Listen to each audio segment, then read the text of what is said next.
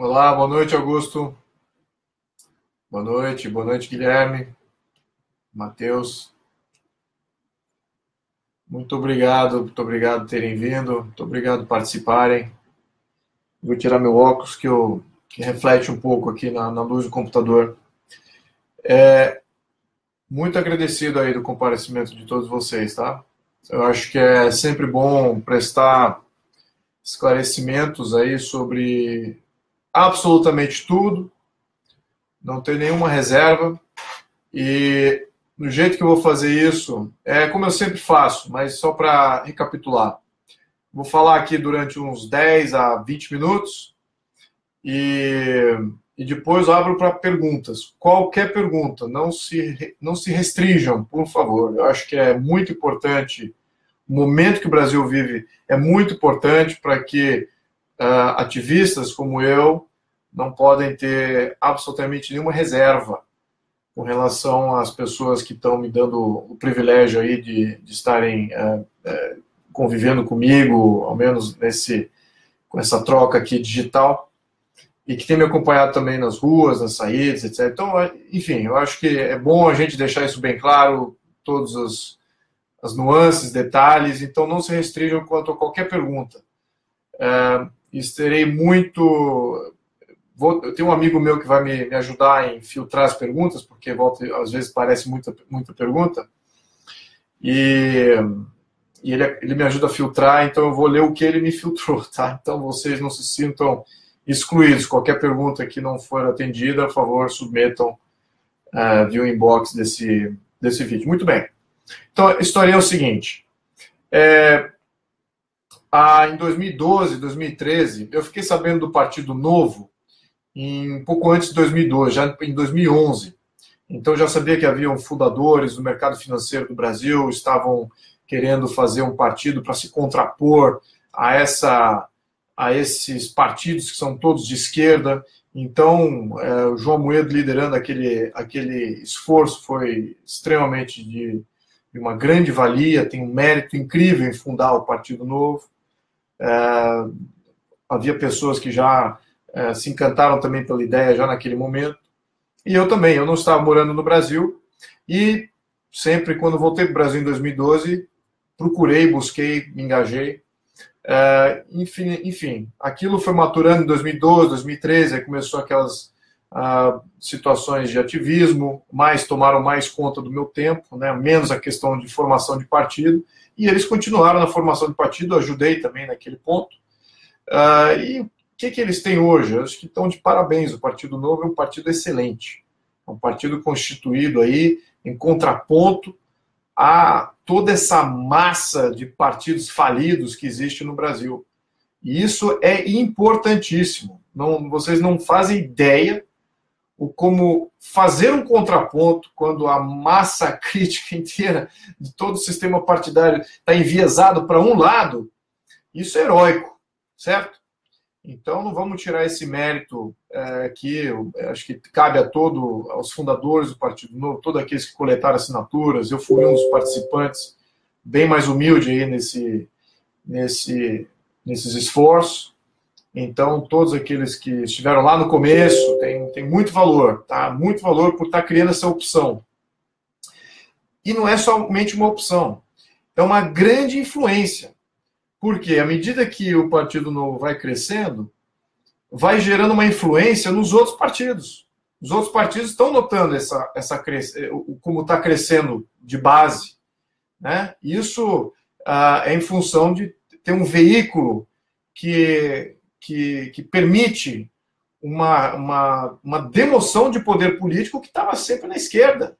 Então, de repente, tem um veículo aqui independente, que é liberal, de direita, e temos só partidos de esquerda, então foi um contraponto importantíssimo, e esse partido está crescendo, está tendo adesão espontânea, então isso é muito importante. O que eles conquistaram até hoje, o partido tem um momento muito bom, o Partido Novo vai crescer mais ainda esse ano, com certeza vai ser uma força esse ano nas eleições, tem bons candidatos no partido, está muito bem organizado, tem gente melhor quilate possível do Brasil, em todo o Brasil, E é bonito de ver, é bonito, é bom ter participado disso, acho que foi uma grande aventura aí política, foi um empreendedorismo político de sucesso aí de todos aqueles envolvidos.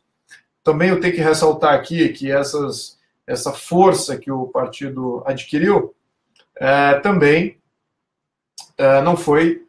teve outros fatores, né? Temos aí o Hélio Beltrão, no Instituto Mises, temos Olavo de Carvalho também, que prestou uma grande contribuição. São pensadores, pessoas que trouxeram novas ideias, deixaram essas ideias flutuando, só gerando dúvida, gerando desconforto com o status quo, e isso é extremamente importante para contrapor o que tínhamos até hoje. Então, todos esses aí que eu mencionei têm uma função muito importante nesse novo Brasil que a gente quer criar no século XXI. Eu, dentro do partido, eu estive filiado desde, acho que uns 2 ou 3 anos já, acho que desde 2015 que eu estou filiado, e sempre, obviamente, que por gostar de política, falar de política, é uma coisa que eu adoro ler e aprender mais sempre, toda hora. Sempre estava aí contribuindo, ao menos com os grupos internos em algum nível. E então isso foi extremamente gratificante. Agora, do ponto de vista pessoal, eu tenho questões pessoais pelas quais eu acho que eu preciso tomar decisões aqui da minha evolução política. Eu acho que o partido não precisa de mim, eu acho que ele já está bem escorado aí, com bons representantes.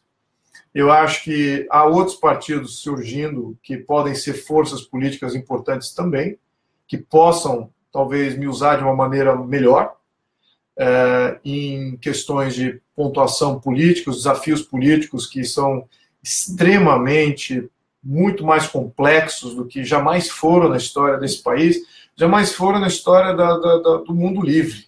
Então, temos aí desafios globalistas sérios, muitas pessoas acham que isso ainda é teoria de conspiração, que isso não existe, etc.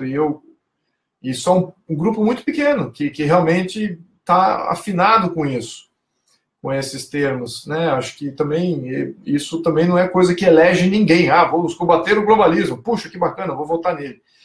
Isso não elege ninguém, mas é uma questão muito, muito central no meu ser, no meu DNA. Eu não consigo me desvincular disso. É muito forte. Então, isso sem dúvida, isso me influencia demais. Há outras questões de âmbito cultural e âmbito educacional, etc., que eu acho que estamos aí sofrendo demais como civilização, como país.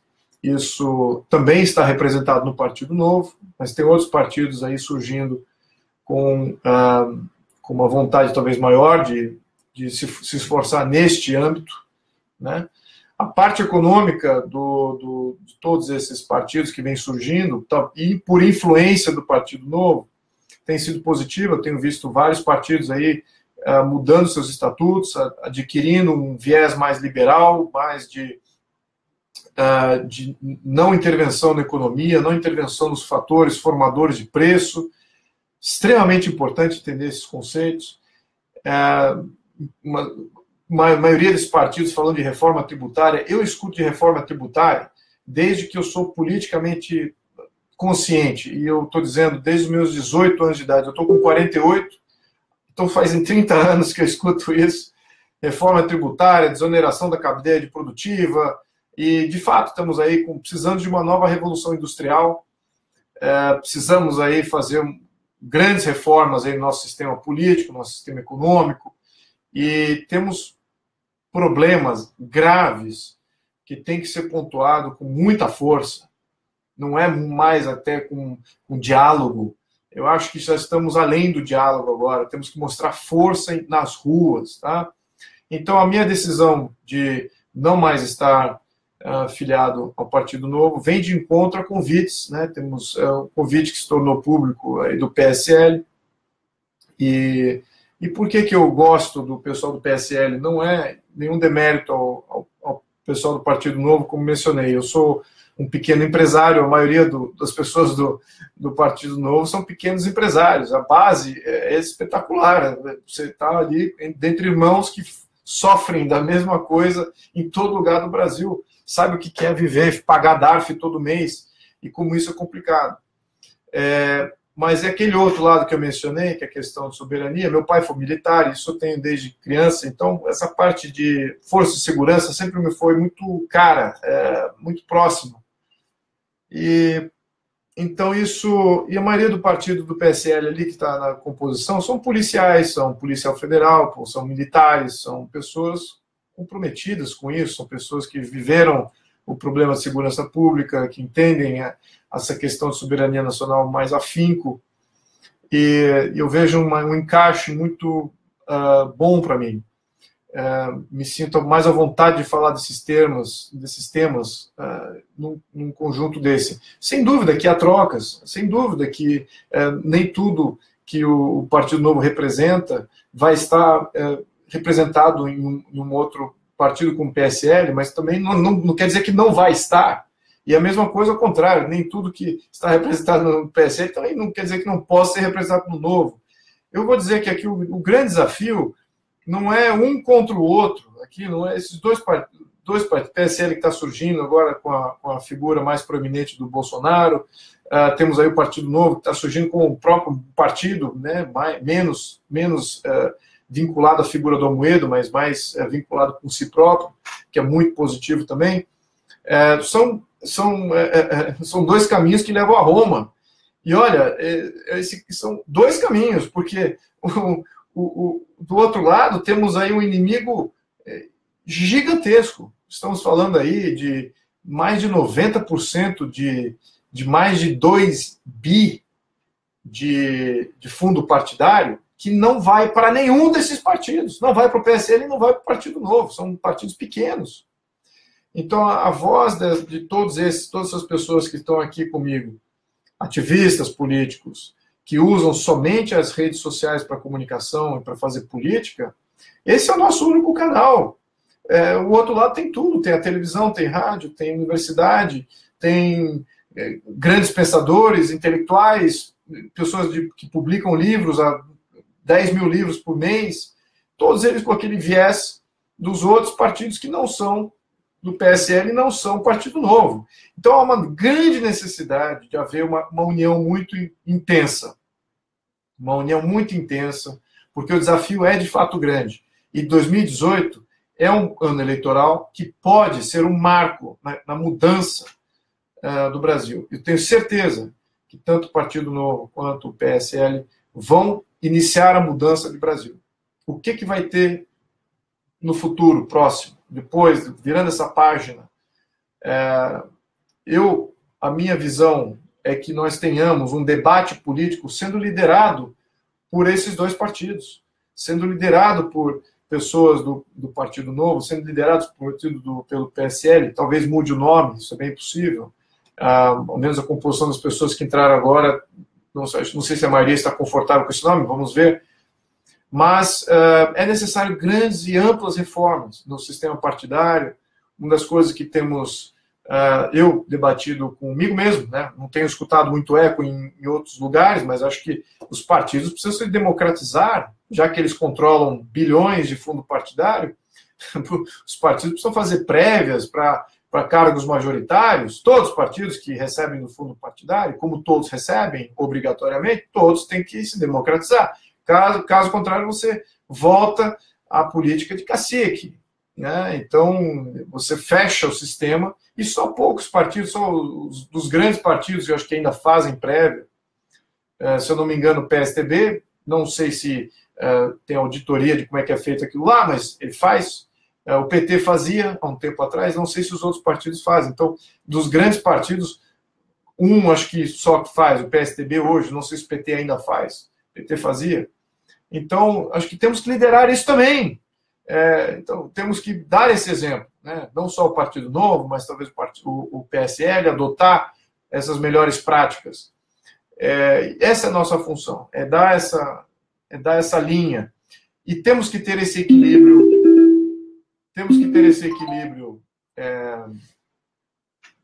temos que ter esse equilíbrio de forças, certo? De tanto esquerda e direita.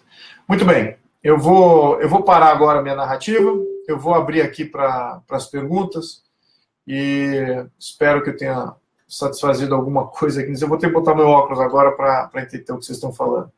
Deixa eu só dar uma olhada aqui.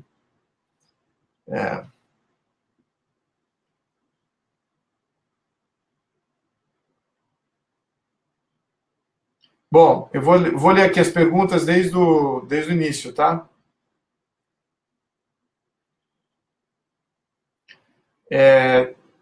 Eu perdi o meu amigo que estava fazendo a leitura, então vocês me desculpem, eu vou ter que ler todas aqui eu mesmo. Então, eu vou... Bom, por favor, eu estou online? O meu amigo falou que eu não estou online. Eu estou online? Alguém me responda aqui, por favor.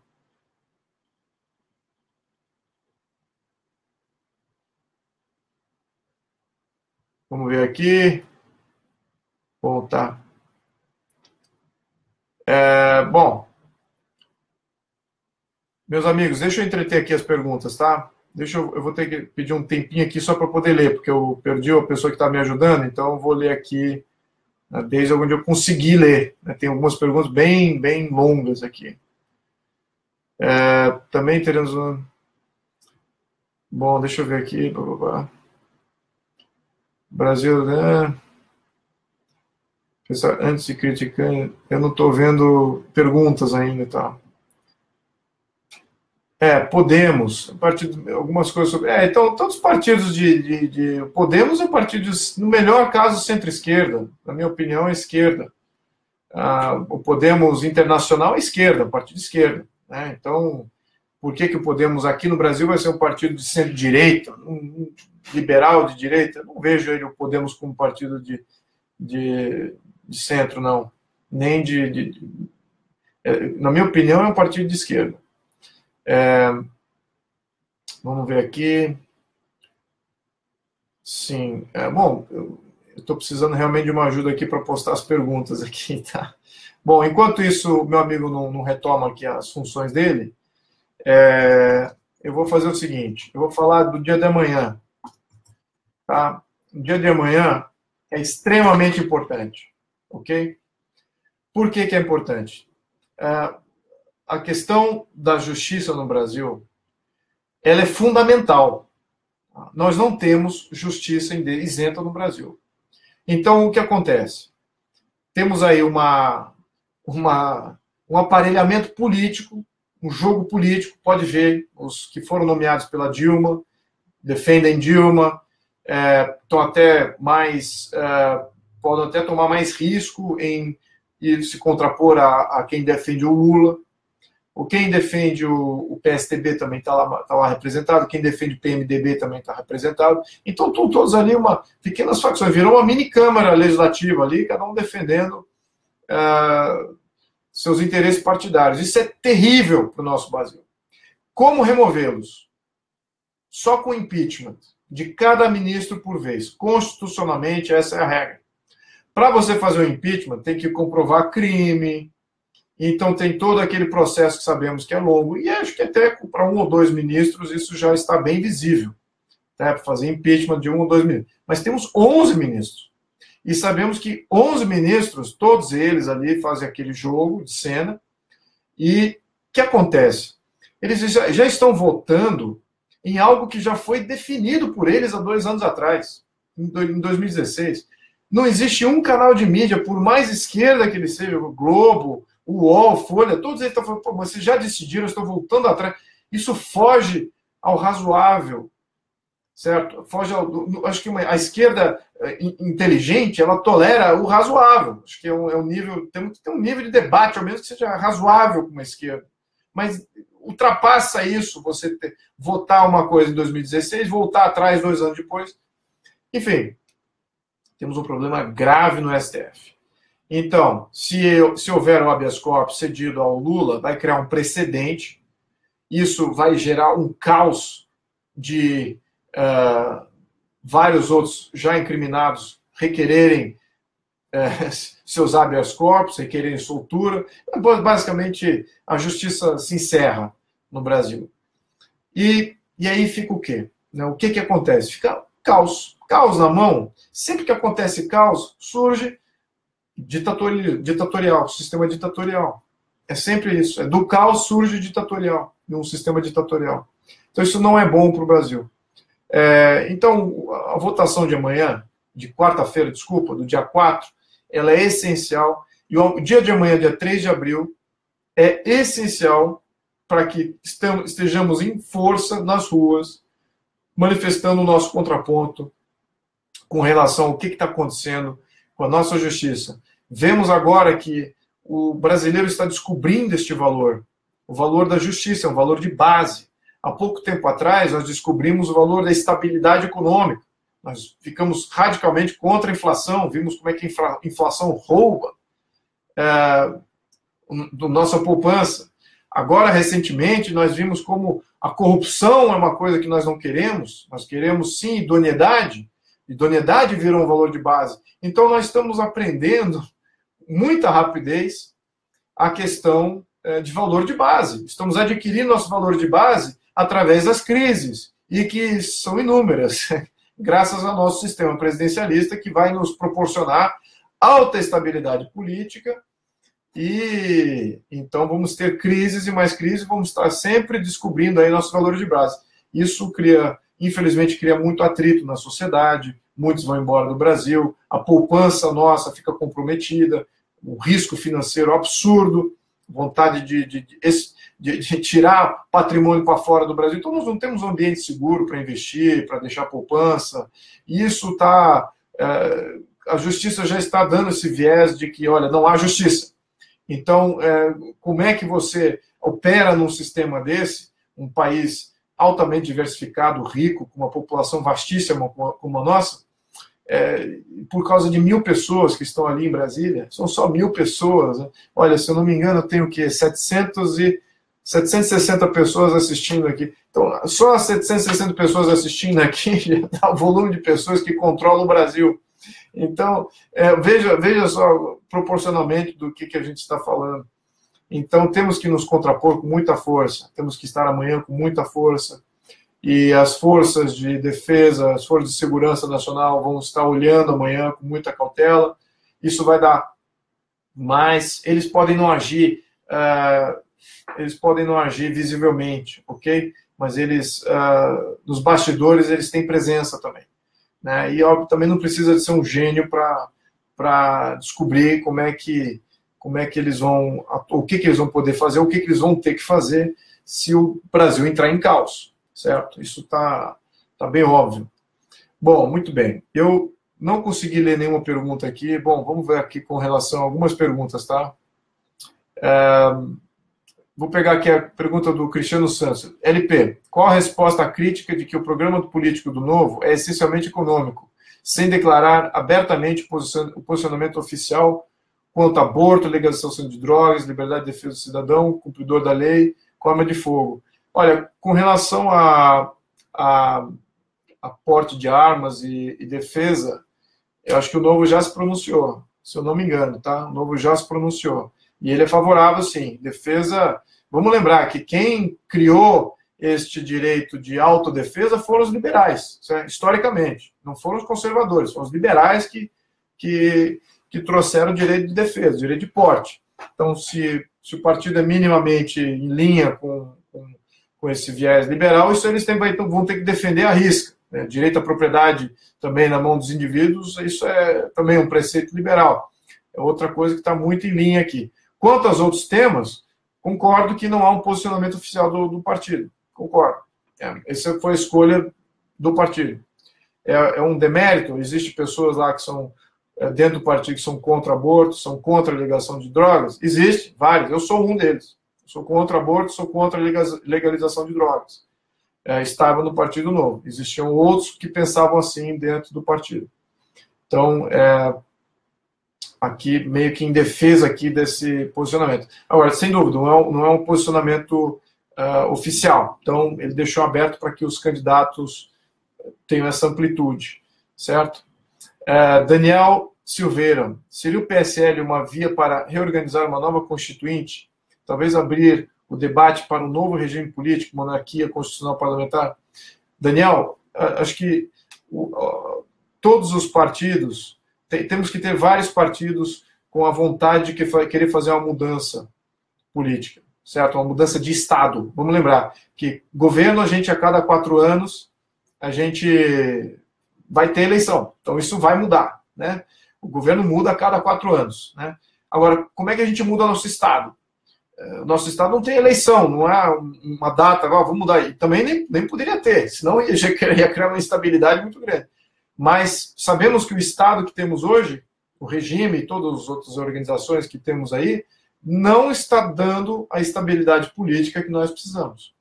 Então, nós, sem dúvida, precisamos de vários partidos querendo fazer uma grande mudança de Estado. Tá? Isso pós-2018. Temos que ter eleições e uma bancada bem ampla de conservadores e liberais para fazer uma constituinte, ou até em linha com essa nova bancada política, porque geralmente uma constituinte, que mesmo que seja desvinculada da questão política, a foto de como se apresenta a Câmara no momento da Constituinte, ela tende a ser replicada na Constituinte, certo?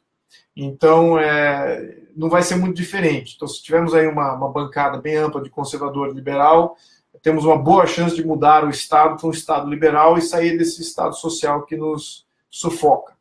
Tá? Então, essa é a minha resposta aqui. Vamos lá. Vamos lá as outras perguntas, sim.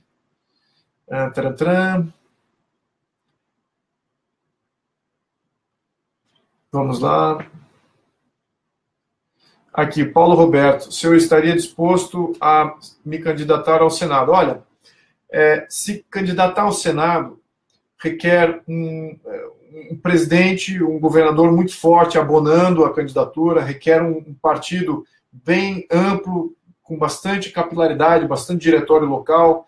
Então, isso nem o PSL nem o Novo tem, certo? Talvez o Novo tenha mais. Né? O PSL está se fazendo, se reorganizando agora. Então, Senado é uma opção? No meu caso, eu acho que não. Tá? Eu acho que não é. Então, só para responder essa pergunta, só por esse efeito de capilaridade aí. Também, obviamente, que acho que as pessoas me conhecem por aqui, mas você tem que ser um nome muito mais reconhecido publicamente. Estamos falando de alguns milhões de votos para ser eleito para o Senado. Né? Então, esse reconhecimento eu não tenho. Essa popularidade toda eu não tenho. Então, vamos lá. Fred Santos. Tá, obrigado, Fred. Não vou ler essa tua pergunta aqui. Olha, Sônia, a Sônia pergunta, como você vê a intervenção militar? Vou dizer o seguinte, Sônia, eu acho que não podemos ser xiitas do contrário de uma intervenção militar, certo? Porque tem muita gente, não, intervenção não, pelo amor de Deus, tal. Mas qual é a opção que as forças políticas e os burocratas e o estamento burocrático está dando? Enfim, temos corruptos no comando político, no comando das leis. Então, não podemos descartar a intervenção, não tenha dúvida que não podemos descartar. Se eu quero uma intervenção, claro que eu não quero. Agora, temos que usar, e a intervenção tem que ser presente, algo possível, absolutamente. Como é que você vai fazer força política? Eu sou ativista aí desde 2014. A força que o ativismo tem está totalmente comprometida com esse STF, que imagine, então, reformar as reformas que nós estamos fazendo com esse STF. Como é que a gente fica? Então, o risco de uma intervenção tem que existir. Com certeza, tem que existir. Vai executar uma intervenção? Claro que eu acho que não deve. Sem dúvida que não deve. É o último recurso. Mas é exatamente esse balanço, é esse equilíbrio de forças, esse escape, que é o que constitucionalmente nos falta. Isso é o poder moderador, né? É o poder do chefe de Estado, certo? Esse poder de chefe de Estado, de chefia de Estado, de força de Estado, dizendo, ok, vai dar um tapa na mesa, novas eleições gerais, todo mundo para a rua. E isso é necessário, e nós não temos esses dispositivos. Né? Estão todos encastelados, protegidos contra a população, E então, quem é que vai quebrar esse castelo? É um ariete muito forte, sem dúvida, é isso que precisamos. As urnas eletrônicas, sem dúvidas. Leonil, peraí, vamos ver aqui que está aparecendo aqui várias perguntas. O que é... tá. Vamos ver. Eu devo ter pulado várias boas perguntas aqui, mas eu tô pegando aqui o que está... Deixa eu pegar aqui que o meu amigo voltou online aqui, olha. Ele voltou online e ele tá me alimentando aqui de perguntas, né? Qual a sua visão sobre o pronunciamento da Carmen Lúcia hoje? Olha, patético, certo? Carmen Lúcia foi patética. Ela é fraca, ela é débil, tá? Como presidente do STF, o nome é lindo, presidente do STF, mas ela é uma escriturária do STF, desculpa, Carmen Lúcia, desculpa. A senhora é uma escriturária do STF, tá? E isso sem mencionar os outros que são piores do que isso. Então, eu vou falar um pouquinho mais emocional com relação a isso, porque eles não têm o mínimo contexto do que está se passando nas redes sociais de opinião pública. Eles não têm o mínimo contexto. Esse debate aqui que nós estamos tendo, o que vai acontecer amanhã em termos de manifestação, a vontade de energia pública contra o STF, eles não têm o mínimo contexto do que acontece. Então, vivem numa bolha, e ela representou isso. Olha, não vamos abalar o sistema democrático. Eles é que estão abalando o sistema democrático, eles é que estão abalando o Estado de Direito. Isso aqui enfim, patética. Carmen Lúcia, a senhora foi patética. A leitura política, zero. Ok? Essa que é a minha leitura aqui da Carmen Lúcia. Da Deus a ti. O pessoal quer saber qual estado vai sair. Por qual estado eu vou sair se for deputado federal, estadual, senador? Bem provável que seja deputado federal, acho que o partido lá não definiu isso. Eu não me filiei ainda no partido, a minha filiação no PSL será amanhã, tá? Dia 3. Então, já avisando isso. Então, seria do estado de São Paulo, tá? Estado da minha mãe. Eu também participei boa parte da minha vida aqui. Dayubi, no seu livro diz que uma Constituição duradoura cria estabilidade e ajuda a moldar a cultura do povo. O senhor acha que vale a pena manter a de 88 e reformá-la, ou é melhor a ruptura e a criação de uma nova? 100%, Dayubi, 100%. Se tivermos a opção de abraçar uma nova Constituição, esse é o caminho. Se chegarmos a esse ponto de fazer uma Constituinte com personalidades independentes, eu adoraria participar dessa Constituinte, tá? Eu acho que seria algo que eu teria um imenso prazer e adoraria contribuir. Mesmo que não se desvincule totalmente de partidos e se torne uma pessoa independente para ter que participar dessa Constituinte, é uma coisa fundamental. Então, sem dúvida, essa Constituição de 88 não vai gerar estabilidade. O sistema que ela aborda é o sistema presidencialista, isso nunca gera estabilidade política em nenhum país. Então, temos que ter essa reforma constitucional, com certeza. Beth Volak, você foi convidado a ser vice do Bolsonaro? Não fui convidado a ser vice do Bolsonaro, Beth. Nada disso foi ventilado em nenhuma conversa, tá? Marcel Minoro, o que o senhor acha desses movimentos, como Acredito Agora, Renova BR? Olha, negar a livre associação das pessoas não é do meu feitio. Podem se vincular, podem se associar e fazer a movimentação que quiser. Esses movimentos vêm para uma tentativa de fazer o que eu estou, de certa maneira, aqui pregando, né, que é a estabilidade política, uma renovação, etc. Agora, eles representam de fato isso? Eu não conheço eles com muita profundidade, talvez o Renova BR um pouquinho mais, de ter ouvido falar, e alguns aspectos são preocupantes, ok? Alguns aspectos tangem nessa questão de globalismo que eu falei, e a gente tem que explicar essa questão de globalismo, porque senão soa nacionalista século XX, e aí tem todo um monte de liberal que fala, o cara é nacionalista, é Getúlio Vargas, e começa a suscitar um monte de medo. Nada disso, tá? O que acontece é o seguinte, o globalismo tem duas vertentes. Tem a vertente financeira, o globalismo financeiro, que é fluxo de capital indo e vindo, entrando e saindo, com poucas restrições, formação de preço internacional. Isso é essencial, ok? Para a nossa economia se tornar uma economia pujante, moderna, trazer competitividade. Precisamos de uma reforma tributária antes, abaixar nossos tributos para as empresas, ou menos a cascata de impostos que temos para as nossas empresas, sobretudo nossas indústrias, e aí depois começar a baixar esses impostos de importação e todas essas alíquotas que são oferidas aí para ter competição. Isso é globalismo, no meu ponto de vista, globalismo financeiro, e esse é bem-vindo, livre circulação de capital. Agora, do globalismo que eu falo, é o globalismo político, é interferência direta de ONU, é interferência de Unasul, é interferência de poderes suprapartidas, de uma outra nação, de uma Venezuela, comprando deputados, comprando senadores, tá certo? Isso é possível. É isso que eu quero combater. O meu globalismo, o meu antiglobalismo é contra isso, é contra o globalismo político. Por quê? É uma violação nítida de soberania nacional e secundariza a nossa cidadania. Então, esse globalismo político, a todos os liberais que talvez ainda acham que quando se fala de globalismo, se fala, esse aí é um nacionalista. Não, eu estou falando até de liberalismo, porque é um resgate da cidadania. Quem manda é o povo brasileiro, ele que tem o controle sobre suas leis. Se você difere para um poder supranacional, como a ONU, fala, não, aquela lei da ONU é ótima, vamos aprovar aquela lei da ONU porque ela é maravilhosa. Você está violando o princípio de subsidiariedade, que é um princípio liberal. Certo? Deixar isso bem claro aqui para todos os liberais que acham que todos que são globalistas são antiglobalistas, são nacionalistas. Só para deixar essa correção aqui no ar, porque ela é muito necessária, tá?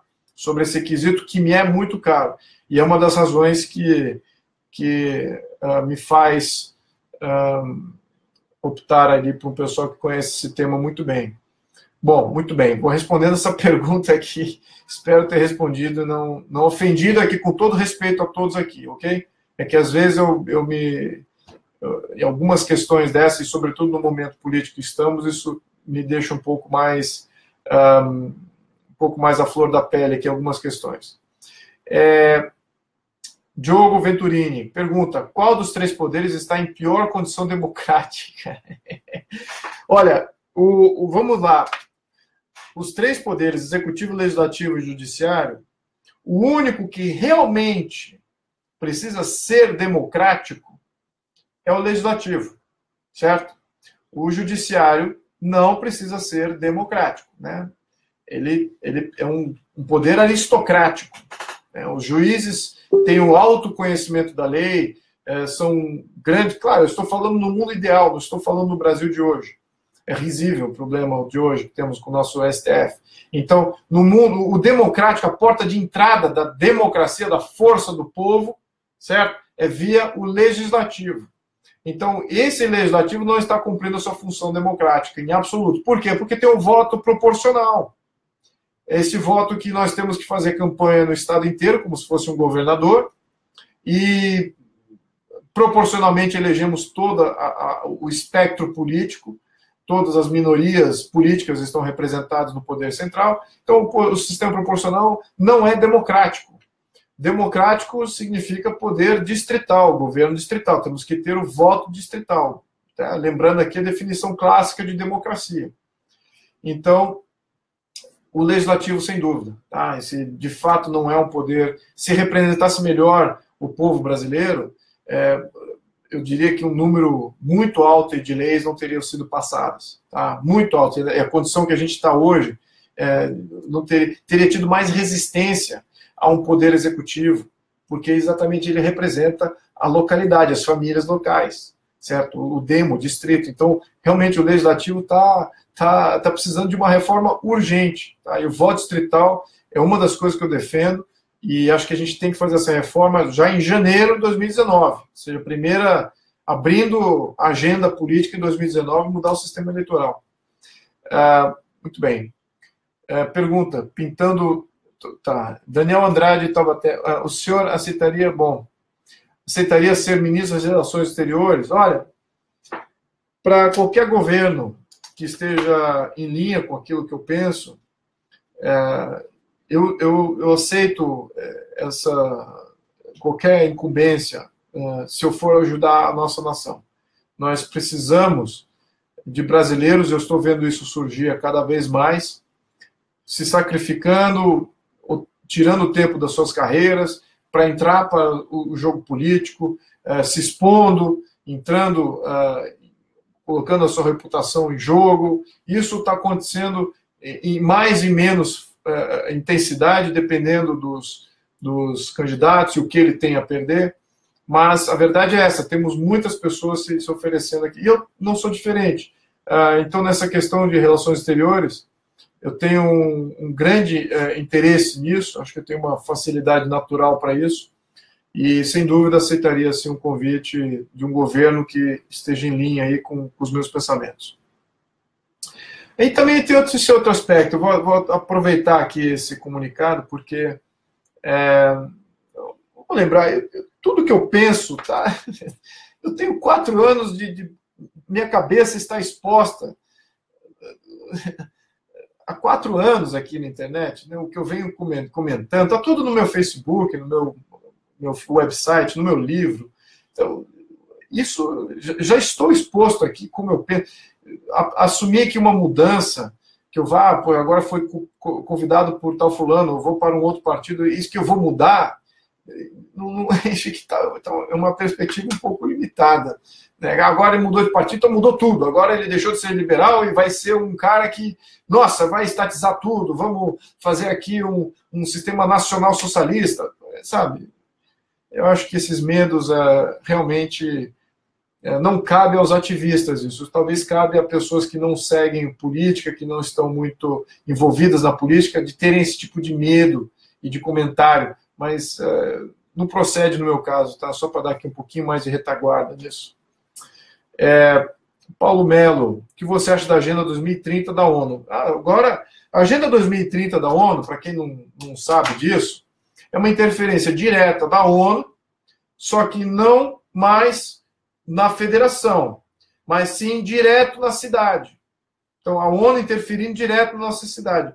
Claro que houve uma abertura para que a ONU pudesse fazer isso no centro, lá na federação. O Poder Federal aprovou que esse tipo de medida da ONU possa vir a influenciar uma cidade, eles fazem os seus conluios e suas influências diretamente no nível cidade. É o que passou aqui em São Paulo. Então, para que vai servir um prefeito? Bom, agora que o Dória está saindo de governador, já não servia por grande coisa, porque a Constituição limitava o que ele podia fazer. Realmente não mudou a lei orgânica também, que é onde está o grande problema. Não foi feita nenhuma mudança estrutural, de fato, em São Paulo. Entregou para o vice dele. O que o vice dele vai poder fazer? Menos ainda, porque agora tem a Agenda 2030 como supervisora de como é que vai ser a gestão local de São Paulo. E aí, cadê os interesses do paulistano? Cadê os interesses da democracia paulistana representada no nível da prefeitura? Menos. Então, temos menos democracia em função dessa Agenda 2030. Eu sou radicalmente contra a Agenda 2030. Tá? Deixando bem claro isso. Aliás, eu acho um absurdo. É só um país fraco mesmo que passa esse tipo de coisa. Né? Aí você vê a fraqueza, a debilidade das nossas instituições, ter a Agenda 2030 passando nas cidades. Aí que você vê que realmente não temos essa representatividade, né, que nós precisamos. Gustavo, em um novo regime político, limitar a quantidade de partidos para, no máximo, 4, esquerda, centro-direita e direita, e permitir a candidatura independente, excelente ponto. Candidatura independente, eu sou favorável agora. Agora seria ideal para ter a candidatura independente. Tá? Neste momento político em que os partidos estão desmoralizados, certo? Então, é extremamente importante ter candidatura independente, sim. Com relação ao número de partidos, olha, depende do poder, tá? Então, vamos lá. Se você tem muito poder no nível federal, ter menos partidos É bom? Pode ser bom por um lado, porque você vai conseguir constituir governo, certo? Vai poder governar. Ao mesmo tempo, você vai estar concentrando muito poder. Né? Então, tem esse outro lado negativo. Tem um balanço aí. Se ainda no nível concentrado, né, no nível ali, federação ainda tendo muito poder, você tem muitos partidos como tem hoje, aí você recai no problema do mensalão e do petrolão. Como é que você vai formar governo?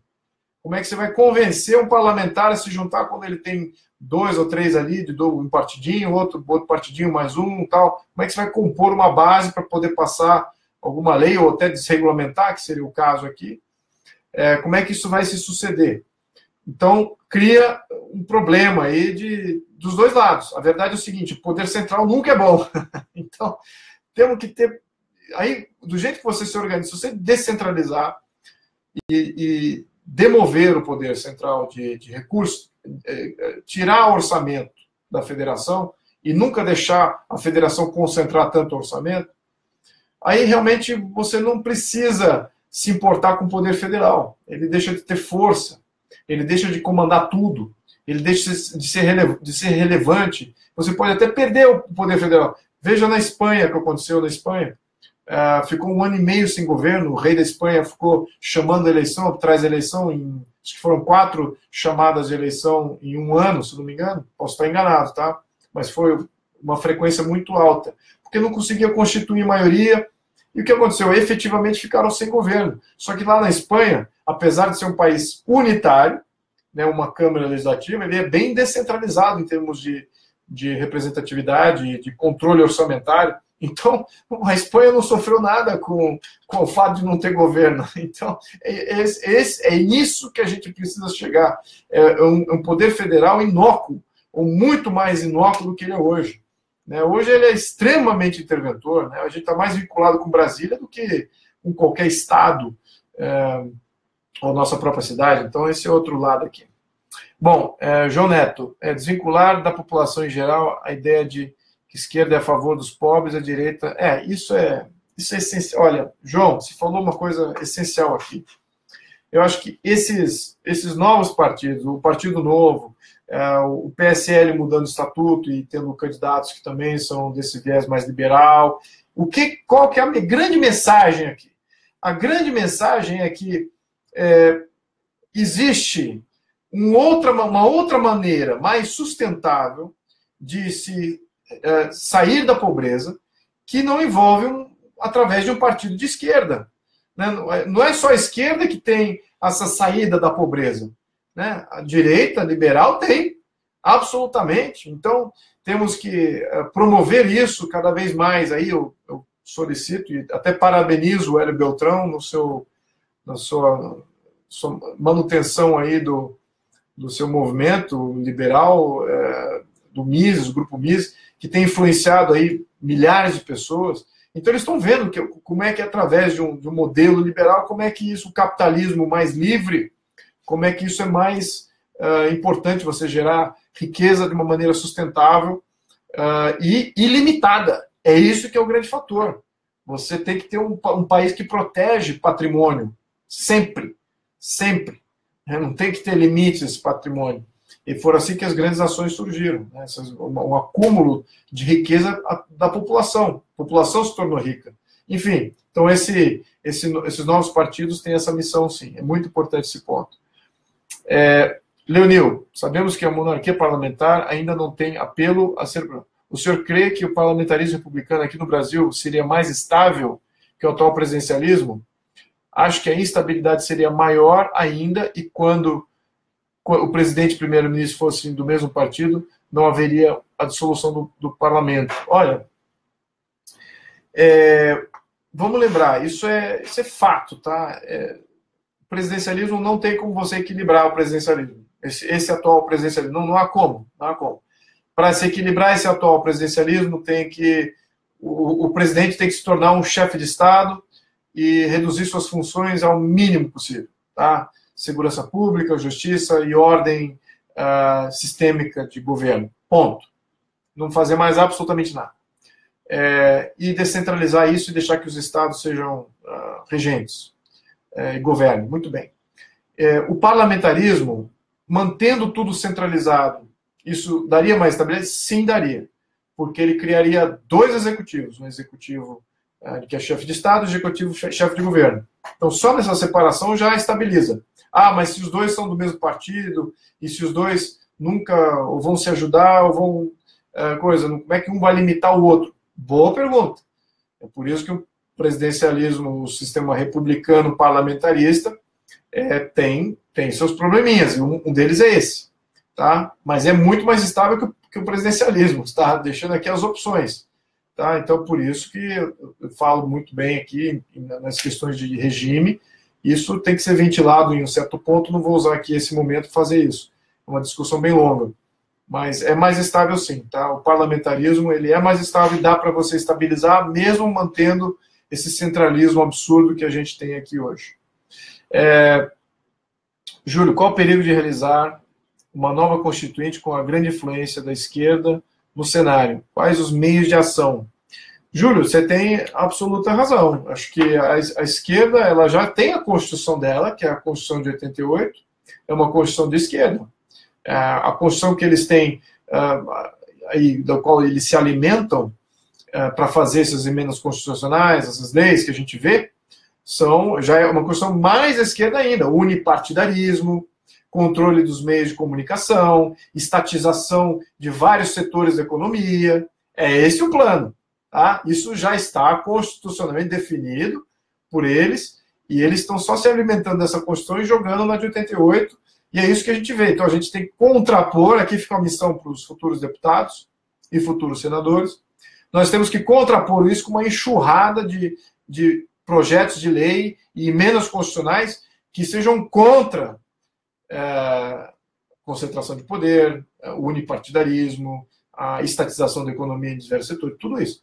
Então, fica aqui a nossa missão, certo? Nós não temos muitos deputados que estão surgindo aí, que eu tenho, eu vou ser eleito e eu chego lá e vou votar. Não, você não tem que votar, você tem que propor para desarticular essa loucura que foi já criada. Então, temos que entender um pouco mais aqui do problema, certo?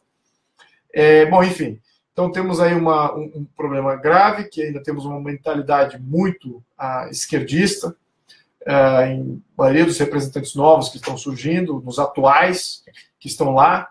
O burocrata, por natureza, ele é estatizador, mesmo ele não sendo uma pessoa que se considera de esquerda, e a função dele é de burocratizar, de buscar eficiência infinita.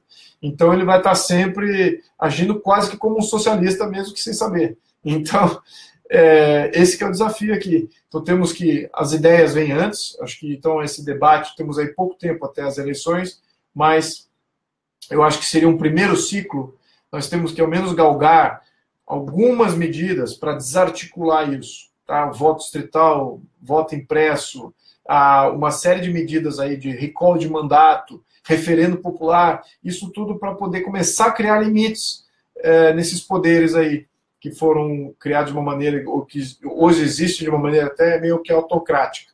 Então, isso seria o passo número 1. No segundo ciclo eleitoral, talvez tenhamos uma melhora ainda mais, certo? Assumindo que tudo corra bem e que essa primeira leva de deputados, agora 2018, consigam fazer essas grandes intromissões. No melhor do caso, você pontuou bem, no melhor do caso, a gente tem uma varredura dessa mentalidade, mesmo que seja com liderança antiga, reeleita, mas agora eles pensam de uma maneira diferente. Vão ser favoráveis a passar algumas medidas que estão mais no campo liberal, sem dúvida. Isso é possível. Tá? É realista de se esperar isso? Talvez não. Mas é possível. Então, eu acredito em milagre. Tá? Então, comigo não tem esse problema não de esperar essas coisas impossíveis, porque eu acho que tem muita coisa que é impossível e acaba acontecendo. Bom, muito bem. Maria Cláudia, o que faremos no day after, após o HC do Lula? O que você sugere para uma população apática e distraída com bobagem? Olha, temos 11 inimigos, chama-se STF. Eles têm endereço, eles são pessoas como todos nós, e eles são responsáveis por jogar o país no caos. Então, esses são os culpados, tá certo? Eu acho que destituição do STF tem que ser imediata. Eles já votaram isso, eles já aprovaram que em segunda instância, a partir de segunda instância, o que eu já acho absurdo, deveria ser na primeira instância, mas tudo bem, vamos por hoje, vamos aceitar a segunda instância. Só que isso, estão voltando atrás de uma decisão deles. Veja como nós não temos estabilidade. O que já está sendo considerado aqui também é voltar atrás das reformas trabalhistas também, estão fazendo. Então, tudo meio que vai, não vai, então essa coisa... Enfim, o país está sem lei.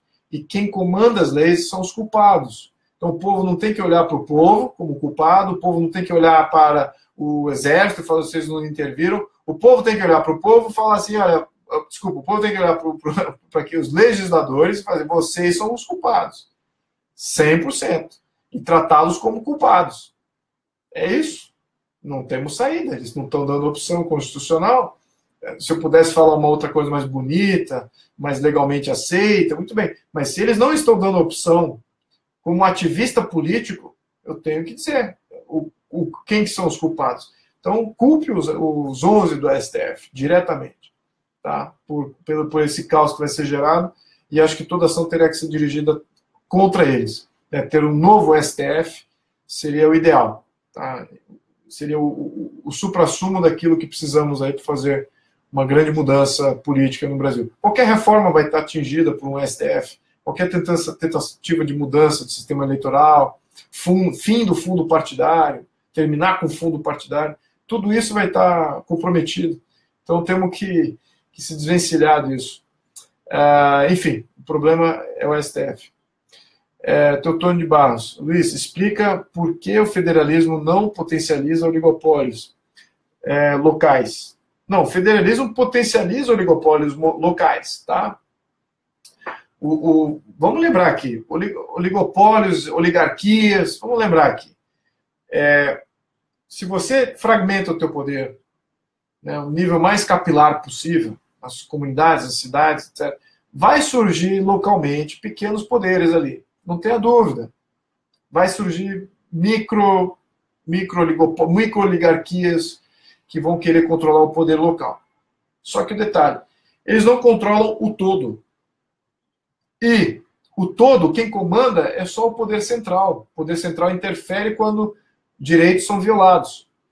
Então, neste quesito, você tendo a fragmentação do poder, ela fica muito mais difícil você ter controlando tudo, certo? Uma oligarquia controlando todo o sistema, vai estar tudo fragmentado. O poder central, ele com poder somente de interferência judicial, interesse em prol da justiça, né, ele já está limitado, somente quando há uma violação da justiça ele pode interferir. Mas ele também é a resguarda, muito bem, está totalmente isento. Então isso mitiga também essas ações, mitiga essa criação de controladores de preços localmente, né, no nível fragmentar, porque aí é muito difícil você ter concentração num sistema político completamente pulverizado. E isso que é a fórmula mágica. Tem que sempre manter essa descentralização ao máximo possível. Sempre que há concentração de poder, há corrupção, há grandes orçamentos, há grandes projetos nacionais, há grande ineficiência burocrática. Então, todo o problema que temos é o centralismo. Assim, a gente tem que apontar isso. E, claro, as grandes oligarquias se formam e montam em cima do sistema e não saem. Né? Estamos vendo isso nitidamente, que está correndo agora. Então, eu espero ter explicado aqui, não sei se eu fui claro nisso. Luciane Silva, se houvesse um monarca, o que poderia acontecer com as arbitrariedades do STF? Bom, depende, viu? Depende vamos supor aqui, um poder moderador, um poder de chefe de Estado. Quais são os poderes do chefe de Estado? Certo? Acho que os poderes do chefe de Estado varia de país a país. Tem sistemas parlamentaristas em que o chefe de Estado não manda nada. É simbólico, como, por exemplo, a Rainha da Inglaterra. Outras monarquias constitucionais, como a da Espanha, ele já manda mais. A de Liechtenstein manda mais ainda. Então, tudo depende, mas são nuances, tá? Também, cada país tem sua composição de quanto poder tem. quanto que eu acho que deve ter quanto poder deve ter o poder moderador? Eu acho que poder o suficiente para interferir no STF numa situação dessa, certo? Mas eu acho que não precisaria de interferência de um poder moderador ou de um chefe de Estado no sistema, no STF, se por acaso o STF fosse escolhido de uma maneira mais isenta de política, né? Ou seja, uma meritocracia, através de uma pré-seleção de pré-qualificados para o STF, desses a gente pudesse até votar diretamente, por que não? Certo? Toda vez que há um cargo, uma abertura, o povo vota em 3 ou 4 candidatos para preencher aquela abertura. Por que não? Certo? É assim que alguns países envolvidos fazem, talvez não no nível federal, mas no nível estadual, sim. Juízes eleitos. Então, e o povo também possa ter poder de revogar esses poderes, esses mandatos, diretamente, via abaixo-assinado, etc. Então, isso tudo tem que estar introjectado a partir de 2019, com certeza. Então, aí talvez mitigue, balanceia, aí talvez você nem precise de um poder de chefe de Estado interferindo no STF, certo? Havendo essas outras salvaguardas aí para garantir o sistema. Paulo Roberto Brito Santos, o senhor é cristão? Claro, sou cristão, sim. Eu não sei a pergunta, o porquê, então a resposta também é uma pergunta bem vaga, e o porquê dessa pergunta, então sou cristão, sim. Tenho muita fé. Em termos de religião, eu tenho tenho da fé católica. Em termos de prática, eu não pratico tanto a fé em igreja, mas eu pratico muito reza, sim, rezo muito, particularmente. Então, respondido aqui a pergunta do Paulo Roberto. Rúbia, como é feita a escolha de juízes para a Suprema Corte em países de primeiro mundo? Olha, nos Estados Unidos é igual ao Brasil. Tá? É por nomeação do Poder Executivo. Tá? Mas dentro dos Estados Unidos, os juízes do Estado são eleitos. Tá? Então, são eleitos direto, e claro, você até tem campanha. Tem alguns estados que têm campanha, outros que têm uma lista pré-qualificada, então aí varia, tem muita variedade. A maioria dos outros países também, mas alguns têm alguma nomeação, outros não. Outros são de listas pré-qualificadas, e, às vezes, o parlamento, não o executivo, mas sim o parlamento elege. Tá? Então, é um sistema de eleição muito mais pulverizado. E aí, existem outras salvaguardas, tá, contra isso também, certo? Contra um judiciário totalmente blindado como é o nosso. Tá? Existe o que eu falei de recall de mandato, impeachment, além do impeachment, tem um negócio de recall de mandato, e isso é essencial que a gente entenda isso. Eu vou cobrir isso numa outra etapa, eu já cobri aqui no meu Facebook, no meu site. Alan Fernandes, você acha que essa pluralidade de partidos atrapalha e onera o Estado? Olha, sem dúvida que atrapalha e onera quando você tem um fundo partidário que tem que pagar a todos. Né? Primeiro, não tinha que ter um fundo partidário. Não tendo fundo partidário, você não onera. Você tem a liberdade de associação, ela é plena, você pode formar infinitos partidos, como é o caso dos Estados Unidos. Tem infinitos partidos, outros países da Europa também são assim. Então, nessas circunstâncias, como não existe o dinheiro do contribuinte indo para qualquer partido, então a liberdade de associação é plena. E é garantida também, se eles adquirirem... Existem cláusulas de barreira, sim. Né? Então tem pluripartidarismo, mas somente aqueles que atingem, em caso 5%, 10% de eleitorado, conseguem galgar poder federal, podem galgar poder local. O que isso acontece, porque imagina uma situação em que há uma descentralização. Imagina uma situação em que o seu distrito comanda o seu próprio orçamento e toda a sua qualidade de vida está atrelada à qualidade do seu representante distrital, que ele é um bom gestor da coisa pública local. Para que ele vai se partidarizar? Ele pode ser um candidato independente, falar assim, olha, eu sou um bom gestor, quero ser o seu representante distrital e quero comandar aqui o orçamento local para fazer uma execução de um plano que nós, como comunidade, vamos aprovar. Então, para que eu vou precisar de partidarizar e ter um fundo partidário. Isso tudo é uma estrutura central lá em cima, que faz sentido do ponto de vista de centralismo político, tudo isso que a gente vive. Mas, do ponto de vista de descentralização, nada do que a gente vive faz sentido.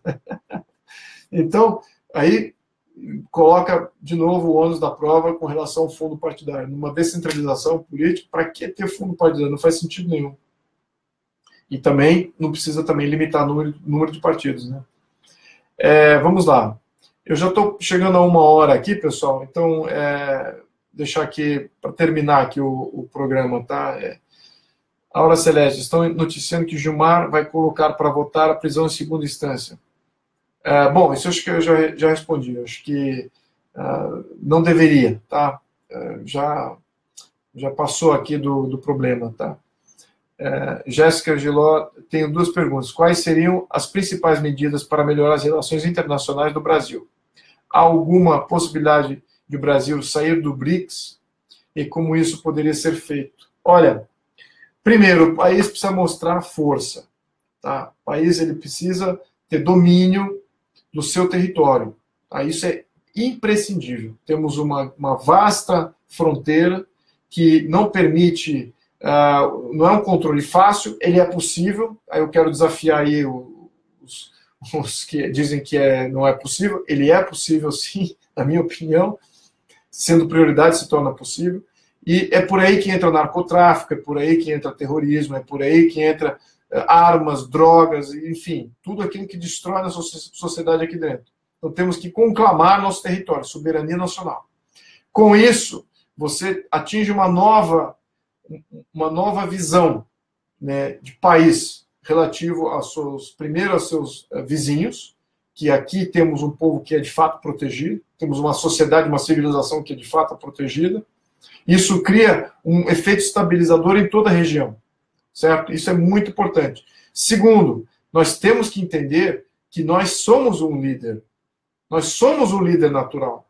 Isso, temos que absorver isso dentro do nosso psique, que nós temos uma função de liderar os outros países, sobretudo aqueles que estão vizinhos, a combaterem problemas como esse, para que eles também se tornem livres de problemas desestabilizadores, de narcotráfico e terrorismo. Então, isso que seriam as primeiras 2 questões. Tá? Primeiro, conclamar a nossa soberania. Segundo, é ajudar os países vizinhos a conclamarem a deles, sem exercer hegemonia, sem exercer aquela influência que ele vai fazer o que a gente manda, nada disso. É de dar aquela liderança moral, de dar a eles também liberdade, assim como nós conquistamos a nossa. Essas seriam as 2 primeiras medidas. Tá? Tem outras aí, mas a pergunta era só as primeiras 2 medidas. Muito bem. E, claro, a questão do BRICS, tá bom. Olha, o BRICS, ele é uma tentativa de formação de bloco para se contrapor à hegemonia europeia, norte-americana. Muito bem. Isso está possível? E quem são esses parceiros? Todos eles socialistas, certo? Todos eles são constituições, países com sistemas oligárquicos. As amizades que nós queremos para nós mesmos? É isso que nós temos que reavaliar, né? Estamos falando da Rússia, um país extremamente oligárquico. Estamos falando da China, unipartidário, comunista em termos de organização política. Estamos falando da Índia, cuja Constituição fala que a Índia é socialista e tem um viés interventor muito forte. África do Sul agora voltou contra a propriedade privada. Então, queremos ficar amigos desse pessoal, né? E nós entramos no BRICS sem uma demanda, sem um plebiscito nosso, né? Num acordo supranacional desse. Então, vamos mantê-lo. Eu acho que poderíamos botar isso a voto. Eu sou favorável a rever isso tudo. Qual é o benefício de estar no BRICS? Eu, particularmente, não consegui medir até agora. Tá? Não sei... Isso também gerou muito ônus, né? Afora ter gerado inimizade. Mas, com certeza, nenhum benefício, com certeza. Diogo Venturini, bom, acho que já respondeu isso aqui. É isso aí. Olha, amigos, é o seguinte, amanhã vai ser o meu aniversário, dia 3 de abril, eu convido a todos vocês a saírem nas ruas pela justiça no Brasil. Ela está a um fio, ela está por um fio. A decisão do STF pode jogar o país no caos, não é responsável, nem é uma coisa admissível que 11 pessoas detenham esse poder de jogar o país no caos. Nós, como população, nós, como brasileiros conscientes, temos a missão de defender esse país e cabe a todos vocês amanhã. Eu vou estar lá na Paulista, entre Fiesp e MASP, então espero ver vocês lá e nas suas cidades, aí, as outras cidades que vai haver manifestação. Eu espero poder ver aí os resultados aí de todos vocês. Seria um grande presente de aniversário, talvez o melhor deles. E, obviamente, que no dia 4 aí uma resolução aí contrária ao habeas corpus. E é isso, meus amigos. Olha, eu espero poder responder, ter respondido aí, esclarecido tudo com relação ao que a gente mencionou no convite do PSL, por que essas mudanças, etc. E também a questão aqui do STF. E qualquer outra questão, estou sempre aqui disponível no meu inbox. Desejo a todos vocês uma ótima noite. Muito obrigado por terem participado hoje. Agradeço profundamente. Estou muito honrado aqui com o tempo de vocês. E espero poder fazer isso mais vezes também. Tá? Muito obrigado. Muito boa noite.